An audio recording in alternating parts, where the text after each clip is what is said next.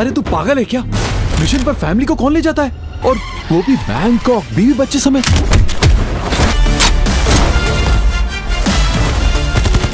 Guys finally এত অপেক্ষার পর the greatest of all time movie trailer মুক্তি পেল, যেখানে টাইম টেবিলের সাথে বিজয়ের পাস্ট প্রেজেন্ট সবকিছুই দেখা যায়। তবে তারপরেও অনেক কিছু দেখেই মনে হচ্ছে 300 কোটি রুপি দিয়ে সবকিছুই জানবো, শুধু ভিডিওটার সাথেই থাকুন।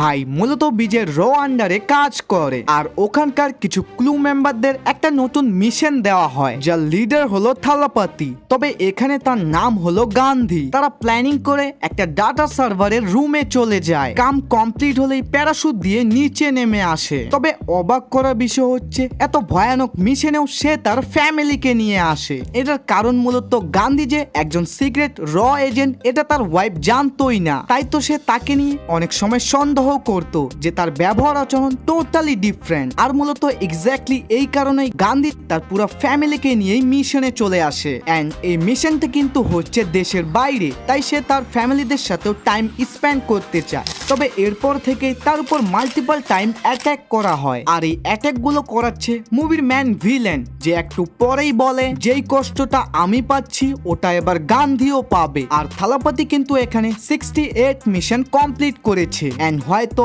এর মধ্যেই কোনো একটা মিশনে সে ভিলেনের ক্ষতি করে ফেলে। এবং ফাইনালি সামনে আনা হয় বিজয় ভার্সেস বিজয়। তার ছেলে তাকে বলে তুমি খুব ডেঞ্জারে আছো। কথা শেষ হলেই তাদের উপরে ফায়ার করা হয়। তবে এরপরে আমরা আরো একটা ইয়াং বিজয়কে দেখতে পাই, যেটা হয়তো মুভি স্টোরির অনুযায়ী বিজয়ের ক্লোন হবে, যে অবভিয়াসলি ভিলেনের সাথেই কাজ করে।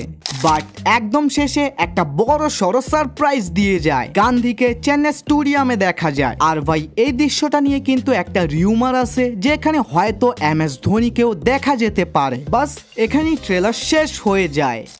বাকি ওভারঅল এটা ভালোই ছিল, তবে সেম কঙ্গুবার মতনই এখানেও হিন্দি ডাব একদমই বেকার। ইভেন কি গত বছরের লিওর হিন্দি ডাব এর থেকে অনেক ভালো ছিল। তো দেখা যাক 5ই সেপ্টেম্বরে কি হয়। আর এইভাবেই ডেলি ভিডিও পাওয়ার জন্য এখনই আমাদের চ্যানেলটাকে সাবস্ক্রাইব করে রাখুন। Bye bye, love you all guys.